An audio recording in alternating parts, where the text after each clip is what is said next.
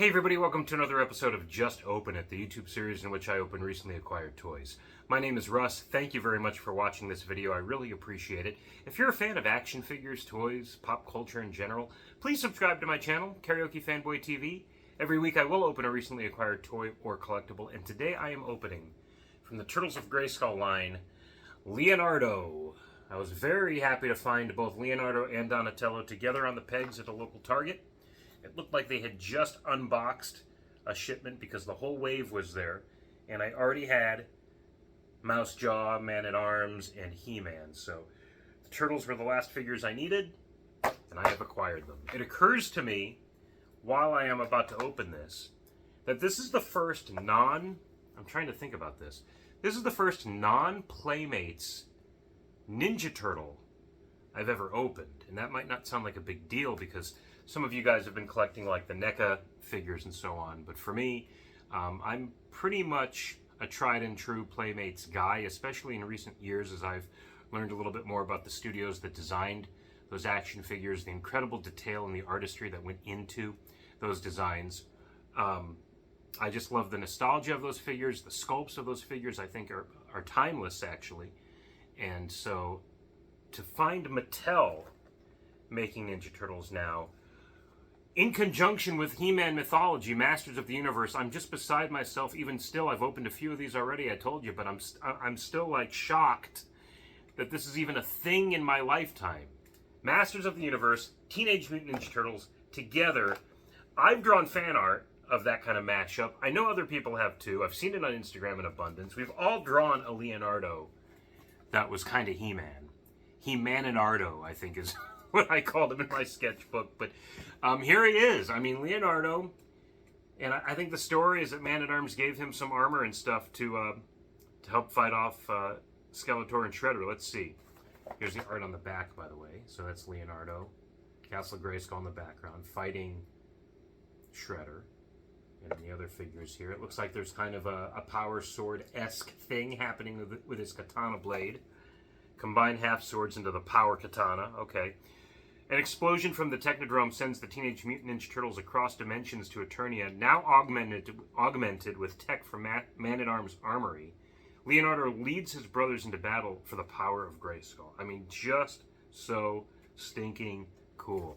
I can't wait to tear into the sky and see how he feels in comparison to those Playmates figures I remember very fondly, and still have, by the way. I don't know how. The shelf just above the one here in my frame is my Ninja Turtles collection. It's the classic Playmates figures, a couple of bootlegs, the Technodrome is up there, the sewer play set, the van and stuff, all from the original era. And now there's this guy. Leonardo, as he would appear, armed by Man-at-Arms on Eternia. Pretty clean removal of the card back. You can see the green glow behind that meteoric burst that's indicative of Masters of the Universe. Smells like plastic. I don't know why I have to smell the figures sometimes, but I just do. I do love this mini comic. It's come with this entire first wave. It's illustrated by Freddie Williams III, I believe. And, you know, that's an artist familiar with both of these properties as he drew some Teenage Mutant Ninja Turtles crossover with Batman, and then I think some He-Man crossover with DC Comics Injustice, Justice League. So, that said, here's a little blueprint too, just to show you what it comes with in totality here. These parts are removable, so you can kind of customize your own figure with other removable parts from other figures. You could like mix and match and stuff. A feature I'm not really interested in, quite frankly, but I do like that there's a playability to that. So, you know, for the past year or so, Jitsu and Buzz-Off and Sorceress and Sunman were clogging the pegs here in the Phoenix market. So if I just was dying to like keep giving Mattel money, I could have purchased duplicates of some of those figures and created like a mashup, right? I guess that's the idea. But of course, again, I'm not doing that. So here he is. What strikes me initially is that the design of the turtles kind of look like they're it wasn't Nickelodeon, I think it was Fox Kids early 2000s cartoon. So He-Man had an early 2000s cartoon produced by Mike Young Productions. Awesome cartoon. The Turtles had a cartoon around that time too, maybe a little later if I'm remembering the timeline right. It was definitely way more serious than the old TV show from the 80s and 90s. And I think Peter Laird even had something to do with the production. I think he wrote or offered production notes on a lot of those episodes. In fact, his blog features some of those notes if you're interested in extreme behind-the-scenes stuff. I'm sorry for the noise, but that's just what happens when you strap these figures in with these little plastic bands that are, in my opinion, completely unnecessary. I've talked about it time and again here. There's that. And then the swords.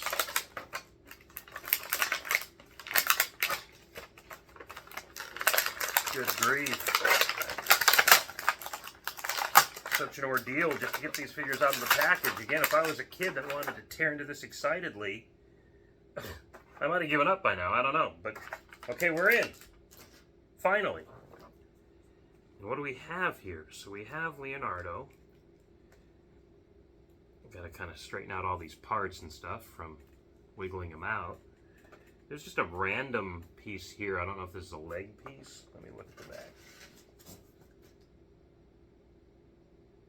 I'm not... Oh, okay, I guess that goes on... That's like a single forearm piece. So there might be some celebration of asymmetry here.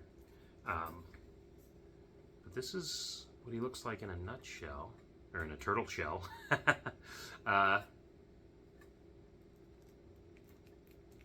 And I don't know, I have mixed feelings about him. He looks cool, but I'm just trying to like bend some forearms and find out where all of his points of articulation are. It's not coming as easily as I would like. I do see that the potential, the thighs and the calves are probably reuse stock pieces. I don't really care about those details as much. I mean, if it looks cool, it looks cool, but I'm just kind of noticing that those are very much like all of the other Origins figures. If that matters to anyone about anything. So we got this little gauntlet here or something. That goes on this hand, apparently. Don't know why it wouldn't have been on him already. It's just the fun of applying it myself. But I'm not saying that I'm having a blast doing that.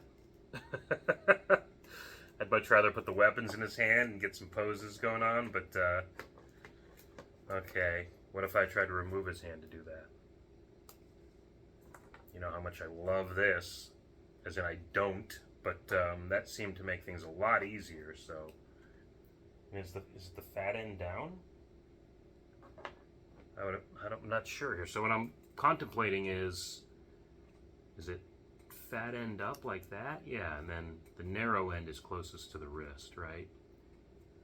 And then if I put the hand on, it should stay. Okay. So really heavily armored right arm. There he is there. Cool. There is some space on the back to store the swords, as is typical of a Turtles figure. And then the sword halves. Put those in his hands like so, and you really kind of got to get him in there in a way so he's holding them. He's gripping them. So you got to go flat. Like if I turned it, it's coming right out. So I really got to wedge those in there. But they're huge. I mean, that's a big sword.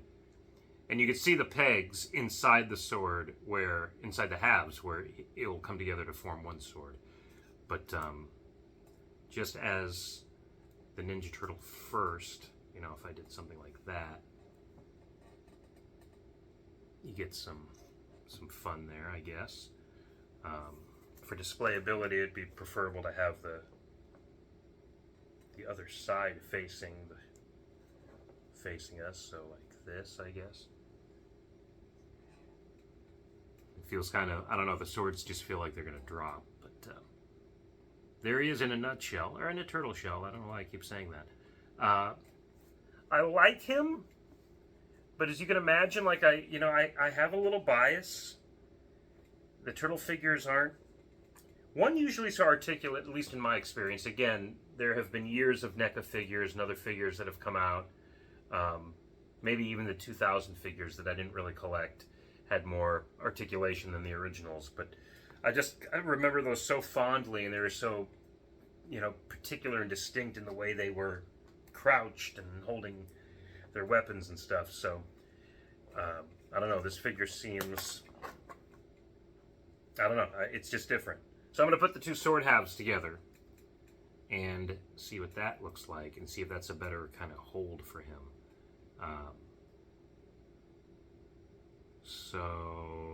Okay, like, I know this isn't as hard as I'm making it out to be. There we go. Cool.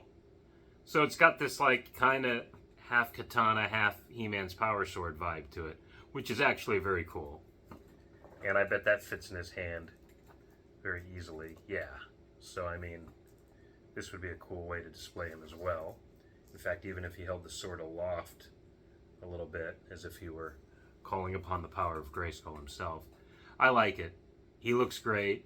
I mean, if you're going to have a Ninja Turtle drop into Eternia and kind of put on this pseudo He-Man armor, this is exactly what I'd want it to look like. It just takes a matter of getting used to.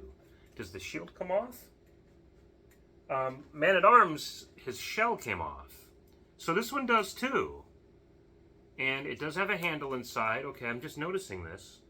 So that acts as a shield that's not really indicated on the packaging. So that's just something you discover, I guess, as you're messing around with the figure.